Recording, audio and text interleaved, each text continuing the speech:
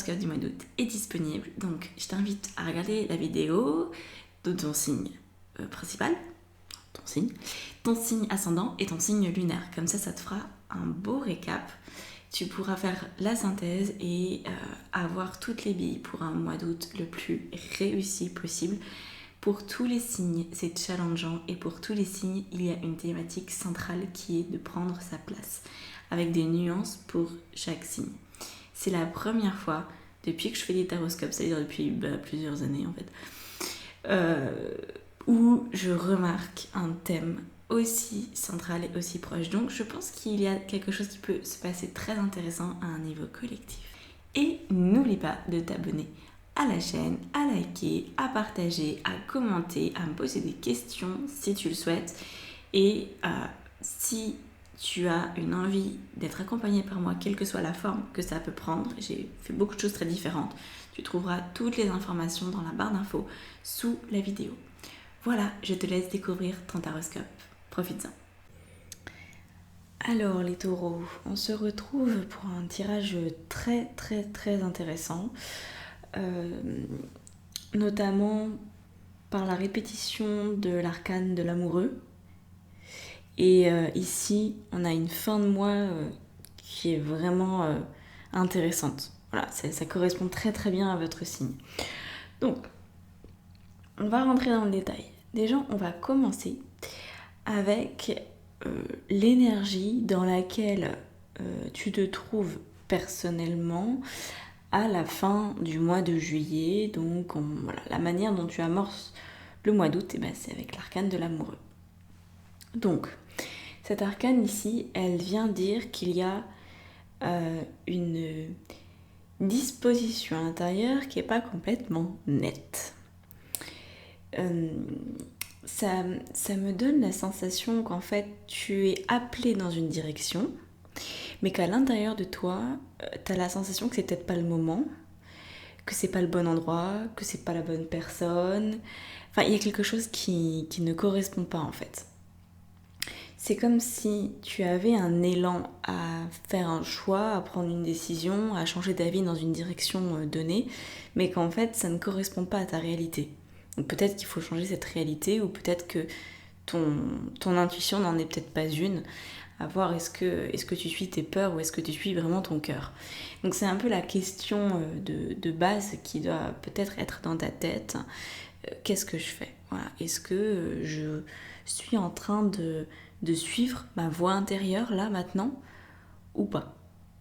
Et tu vas très vite t'en rendre compte, parce que si tu la suis, les choses vont s'ouvrir et vont être faciles, dans le sens que tu vas te sentir porté, tu vas te sentir accompagné, alors qu'au contraire, si ça ne répond pas à une envie de ta voix intérieure, de ton intuition, alors les portes vont avoir tendance à se fermer, ou alors les retards vont avoir tendance à s'accumuler. Voilà.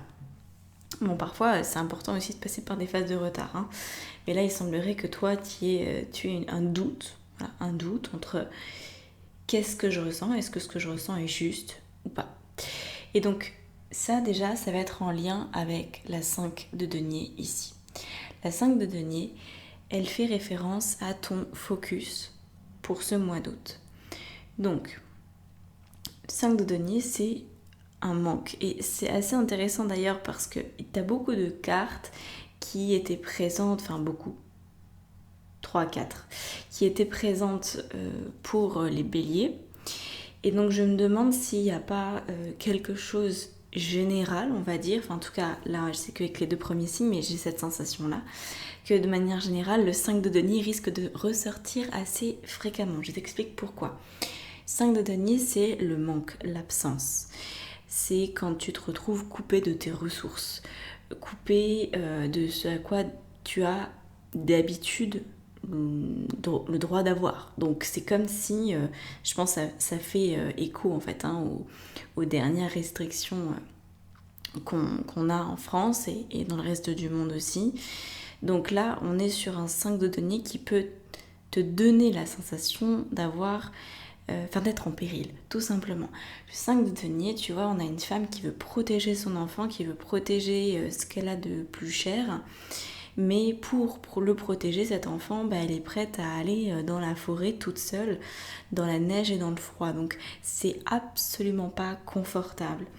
Et parallèlement à cette situation très inconfortable que tu peux expérimenter déjà dès la fin du mois de juillet, il y a en même temps l'arcane de l'amoureux qui vient en rajouter une couche, parce que tu sens bien que là, ce qu'on te demande, c'est pas pour toi. Voilà, tu sens que là, ce manque, cette absence au niveau matériel, au niveau... Tu sens que tu vas pas pouvoir tenir sur la durée, il y a quelque chose qui n'est pas cohérent avec la personne que tu es. Donc on va aller voir comment ça se... Enfin, qu'est-ce qui se joue derrière et qu'est-ce que veut vraiment dire cette voix intérieure. On va essayer d'enlever les couches, les couches de peur, les couches de doute, les couches de manque de confiance pour vraiment aller dans le cœur du sujet et te permettre de dépasser cette sensation d'incohérence. Alors, on a déjà le 2 de denier qui vient ici nous parler des circonstances qui sont les tiennes pendant le mois d'août. Donc le 2 de denier, c'est une carte qui fait écho à ton focus parce qu'on reste sur les deniers, mais c'est aussi la sensation de devoir sans arrêt jongler avec différents aspects matériels dans ta vie. Ça peut aussi être l'aspect matériel et immatériel. Et moi je sens que c'est vraiment, vraiment là-dessus que ça te bouge, que ça te magne, comme on dit. Parce que l'amoureux, il veut prendre une décision, trouver une réponse en tout cas qui le satisfait, aussi bien sur le plan spirituel que sur le plan matériel. On pourrait dire matériel et immatériel. Prenons les choses comme ça. Et donc, tes circonstances ne vont faire que surenchérir sur cette notion-là, au niveau de, qu'est-ce que je fais ? Matériellement parlant, ok, ça serait plutôt cette direction-là, mais immatériellement parlant, est-ce que ça sonne juste pour moi ? Donc là, il y a vraiment des circonstances. Donc je te rappelle, une circonstance, c'est quelque chose de neutre, c'est un événement qui arrive. Aujourd'hui, il fait beau, c'est une circonstance, demain il pleut, c'est aussi une circonstance. C'est quelque chose que tu peux constater, quelque chose que tu peux prouver. Voilà ce qu'est une circonstance. Donc, sur un denier, on est sur des éléments qui vont être apportés, que tu vas pouvoir expérimenter, qui vont aller jouer un peu avec toi entre qu'est-ce qui a du sens pour moi, qu'est-ce qui en a moins. Matériellement on me dit que je peux faire ça, mais spirituellement est-ce que je peux continuer à être moi. Enfin, il y a tout un espèce d'amalgame qui peut se créer, qui peut se mettre en place. Et là, ça va être à toi du coup de tirer le fil doré, pour savoir comment gérer cette situation au mieux, parce que tu vas très nettement avoir la sensation de jongler entre deux situations qui sont plutôt contradictoires. Donc, pour t'aider à garder ton focus et à régler cette sensation de manque dans la matière, de sensation de finalement de quelque part, c'est comme si tu n'appartenais plus à la matière. Il y a peut-être de ça, et en tant que taureau, c'est certainement pas évident à vivre parce que tu es quand même un signe de terre, donc tu as besoin de te sentir appartenir à ce monde peut-être encore plus que d'autres signes. Donc là, il y a une divergence d'opinion à l'intérieur de toi, il y a des choses qui t'embrouillent. Donc là, on a un 3 de coupe. Le 3 de coupe, il va venir au niveau de tes pensées, tu vois. Au niveau de tes pensées, il va venir te permettre d'équilibrer un peu cette situation, c'est-à-dire en rajoutant un troisième élément. Là où tu vois, toi, une situation duel, ça peut concerner tous les secteurs de ta vie. Ça peut être par exemple, je sais pas, un homme qui te dit je t'aime, mais qui dans les faits ne montre absolument pas son amour. Donc on a bien un côté immatériel où il y a des paroles, il y a des belles paroles, mais les paroles, elles s'entendent, mais elles sont invisibles, tant qu'elles ne sont pas prouvées quelque part. Et par contre, dans les actes, il n'y a rien. Donc il pourrait y avoir ce genre de choses dans ta vie où tu vois les choses en opposition les unes avec les autres. Et là, avec le 3 de coupe, on te demanderait d'intégrer une troisième posture. Alors, je ne sais pas si c'est vraiment comme ce qu'on appelle la voie du milieu, c'est-à-dire la voie de la sagesse, la voie de la diplomatie.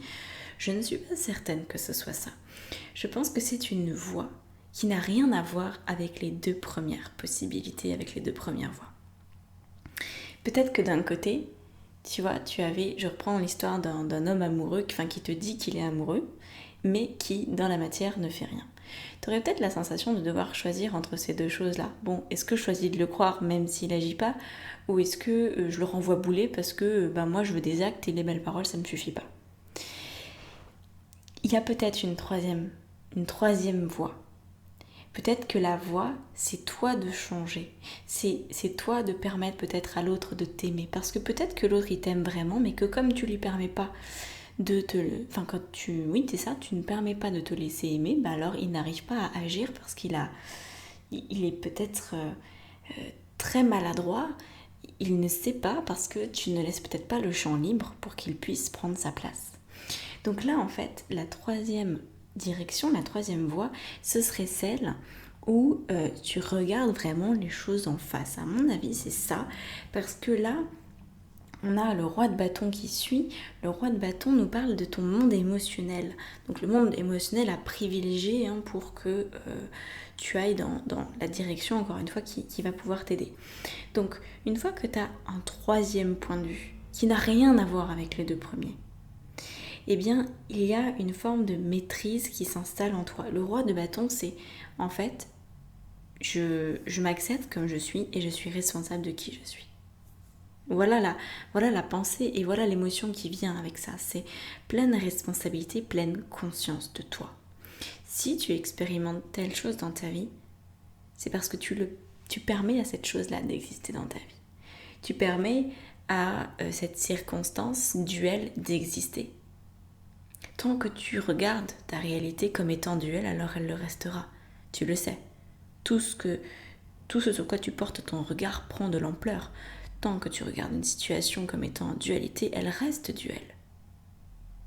Par contre, si tu prends ta responsabilité face à ce qui t'arrive et que tu fais un choix conscient parce que tu choisis une autre voie qui n'a rien à voir avec les deux premières, alors là, tu arrives dans ton unité personnelle, tu sors de la dualité, tu sors du conflit parce que tu as accepté les parts de toi, toutes les parts de toi, les bonnes, les moins bonnes, les indécises, les très décidées, tu acceptes ça. Et là, le roi de bâton, au niveau émotionnel, ça nous donne énormément de confiance. Enfin, ça te donne énormément de confiance. Mais pour ça, il faut déjà pouvoir explorer la troisième voie. Parce que si tu restes avec deux, ça va pas le faire. Donc, retrouve ta confiance de cette manière-là. Et ensuite, au niveau des épées, on a un 7 d'épées. Alors, le 7 d'épées est assez particulier en tant qu'action. On va être sur des actions qui sont très millimétrées. Voilà, le 7 de bâton, il a tendance à faire beaucoup de choses en arrière-plan. Et par contre, il y a peu de choses qui sont visibles. C'est un peu le principe d'un ordinateur. Tu vois, il y a énormément de calculs en arrière-plan. L'ordinateur passe son temps à faire des calculs dans tous les sens. Mais toi, ce que tu vois, c'est une image, c'est un texte, c'est tout. Tu vois pas le codage qu'il y a derrière. Eh bien, c'est la même chose pour toi. Peut-être de te coder différemment, de te programmer différemment, de te préparer, de planifier, de faire tout un tas de choses, mais sans pour autant montrer toutes ces petites choses. Par contre, le résultat final, lui, sera là. Donc, je te donne un exemple. Par exemple, reprenons l'exemple amoureux. Dans ton couple, ça peut être un petit peu désordonné en ce moment où, eh bien, tu vas par toi-même, tu vas peut-être te faire accompagner, tu vas aller voir un thérapeute, tu vas aller voir quelqu'un qui est spécialiste du couple ou qui tout simplement va pouvoir t'aider à gérer mieux ta vie, à mettre plus de conscience là où tu en manques actuellement, etc. Et en fait, tout ce travail, tu vas d'abord l'accomplir pour toi, mais ce qui va se voir, c'est que ça va avoir une action très profitable sur ton couple. Mais tu vois, tout ce travail de fourmi qui est en arrière-plan, fais-le. Voilà. travail de fourmi, un petit peu dissimulé, mais sans pour autant avoir une volonté de cacher, hein, mais plus dans le sens de pas mettre la charrue avant les bœufs, pas vendre la peau de l'ours avant de l'avoir tué, c'est-à-dire pas te croire victorieuse, par exemple, d'avoir réussi à remettre de l'ordre dans ton couple, alors qu'en fait, tu as juste pris ton premier rendez-vous avec ta thérapeute. Tu vois, faut peut-être attendre le rendez-vous, peut-être un autre aussi, pour que les choses commencent à se stabiliser en toi, avant de pouvoir vraiment dire à ton compagnon ou ta compagne, bon bah là maintenant moi j'ai fait ce qu'il y avait à faire, maintenant bouge-toi les fesses, tu vois. C'est vraiment, prends ton temps. Prends ton temps pour vraiment te re-solidifier et retrouver cette confiance complètement. Et ici, donc à la fin du mois, on a un 5 de bâton. Le 5 de bâton, il nous montre bien que tu vas continuer à gagner en maîtrise. Parce que le 5, tu le vois, c'est deux hommes qui se battent. Donc il y a cette notion de confrontation, encore une fois. Et en fait, on part d'une situation qui nous paraît très circonstancielle, très extérieure à toi, qui est dans une dualité, pour atterrir dans une autre forme de dualité, mais avec entre-temps toute une prise de conscience. C'est-à-dire que là, tu pouvais te positionner en tant que victime en disant « Oh non, on m'impose ça, on me demande ça, oh mais non, je vais manquer de ci, de ça, je vais pas pouvoir vivre ma vie comme je l'entends, etc. » Et puis après, tu vas envisager la voie du milieu, hein, la troisième possibilité, et là, tout va se suivre. Donc tu vas vraiment travailler sur toi, reprendre ta responsabilité sur ta vie et sur ce qui t'arrive, pour au final te rendre compte que la dualité, elle s'est manifestée à l'extérieur de toi, oui, mais qu'elle a toujours été d'abord, en premier lieu, à l'intérieur de toi. Et donc tu es en train, je pense d'ici la fin du mois d'août, de comprendre le fonctionnement de la vie. Parce que oui, les circonstances extérieures sont toujours neutres, mais elles sont quand même la création de notre inconscient à l'échelle individuelle ou collective. Donc on est responsable, on est à 100% responsable de ce qu'on expérimente, même si ça semble extérieur à nous. On a mis notre grain de sel un moment là-dedans pour que ça arrive. Donc là, ton 5 de bâton, tu vas, je pense, beaucoup mieux le vivre, c'est-à-dire que tu vas sortir de position de victime pour te dire, bah voilà, maintenant, c'est moi qui décide de ma vie. En toute sérénité, sans vouloir finalement batailler avec l'autre. Parce que l'autre n'est plus ton problème, l'autre n'est plus ta bête noire. Tu te rends compte que tout peut dépendre de toi. Donc c'est un chemin complètement différent que tu vas prendre. Ici, on est sur les amoureux, encore une fois. Donc l'amoureux ressort. C'est ici la carte des messages des guides, messages de tes anges, voilà, appelle ça comme tu veux. Donc, cette carte, elle t'indique que ta première impression par rapport à la situation dans laquelle tu peux ressentir de la dualité, ta première impression était la bonne. Voilà ce qu'elle t'indique. C'est que ton cœur, il sait. Que tu peux tortiller dans tous les sens, que tu peux créer de la dualité et du conflit à tire-larigot, ton cœur saura toujours. Tu peux le tourner encore et encore, tu peux te laisser le temps de réfléchir. Oui, tu peux faire tout ça, mais le message de ton cœur ne changera pas. Donc, fais-toi confiance. On va rajouter des cartes. Donc tu as beaucoup de travail à faire sur toi ce mois-ci, pour résumer. On va rajouter des cartes de l'extension. Donc je vais te les montrer pour ton inconscient et puis pour aussi que tu ressentes si l'extension est faite pour toi, que tu puisses tout simplement t'inscrire en toute connaissance de cause, en conscience, encore une fois. Alors, donc on va rajouter sur le tarot de Nefertari Crystal Vision et sur Crystal Vision Nefertari. Alors, sur la première carte des amoureux, on a le 10 de denier. D'accord. Ok. Ensuite, sur tes circonstances de vie, nous avons la reine d'épée, et oui. Ah ouais, Je crois que ça te fait peur en fait d'être responsable. Ça te fait peur. Parce que si tu es responsable pour ça, tu vas le devenir pour tout le reste. Et là, il y a beaucoup de puissance. Ok, le magicien sur les pensées. C'est super intéressant. Le 6 de coupe, au niveau de l'aspect émotionnel, il est temps.